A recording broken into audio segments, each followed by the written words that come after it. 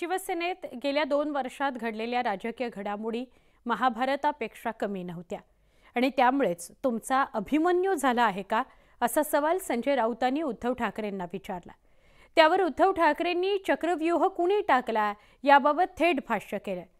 त्यावरून सत्ताधाऱ्यांनीही उद्धव ठाकरेंवर प्रश्नांची सरबत्ती केली। अभिमन्यू शूर होता, तो भेकड नव्हता। आज हे जे काय ईडी इन्कम टॅक्स सीबीआयच्या माध्यमातून चक्रव्यूह टाकतायत ही भेकड लोक आहेत। उद्धव ठाकरेंनी लोकसभा निवडणुकीच्या कुरुक्षेत्रावर टाकण्यात आलेला चक्रव्यूह भेदणार असल्याचं भाष्य केलं। संजय राऊतांनी सामनाकरता घेतलेल्या मुलाखतीत तुमचा अभिमन्यू झालाय का असा प्रश्न उद्धव ठाकरेंना विचारला होता।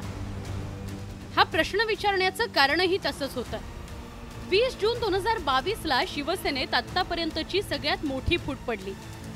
20 जून 2022 ला एकनाथ शिंदे मंत्री आणि आमदारांसोबत सुरतला रवाना झाले आणि महाविकास आघाडीचं सरकार गडगडणार हे स्पष्ट झालं। अखेर उद्धव ठाकरेंना मुख्यमंत्री पदाचा राजीनामा द्यावा लागला होता। आमदार खासदारांनी एकनाथ शिंदेंची साथ दिली, त्यामुळे राजकीय रणांगणात एक प्रकारे उद्धव ठाकरेंचा अभिमन्यू झाल्याची स्थिती निर्माण झाली।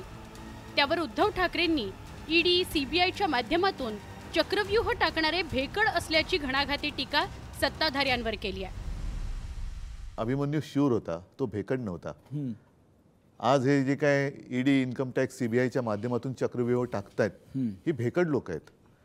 ह्यांना अभिमन्यू सारखं धैर्य नाहीये लढायचं। तो चक्रव्यूहात घुसला होता।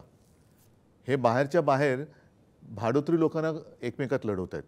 म्हणजे शिवसेना फोडली आणि शिवसेनेमध्येच मारामारी लावण्याचा प्रयत्न केला। शिवसेना आणि राष्ट्रवादी काँग्रेस फोडण्यात आली। कौरवांप्रमाणेच कुटुंबात कलह निर्माण करण्याचं काम सत्ताधारी पक्षांनी केलं असा टोला उद्धव ठाकरेंनी लगावला। देशात सुरू असलेली कौरव नीती पराभूत होईल असा दावा उद्धव ठाकरेंनी केलाय।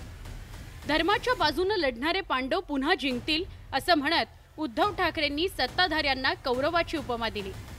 त्यावरून शिवसेनेनेही जशास तसं उत्तर देत तुमच्यावर ही वेळ कुणी आणली असा रोखठोक सवाल केलाय।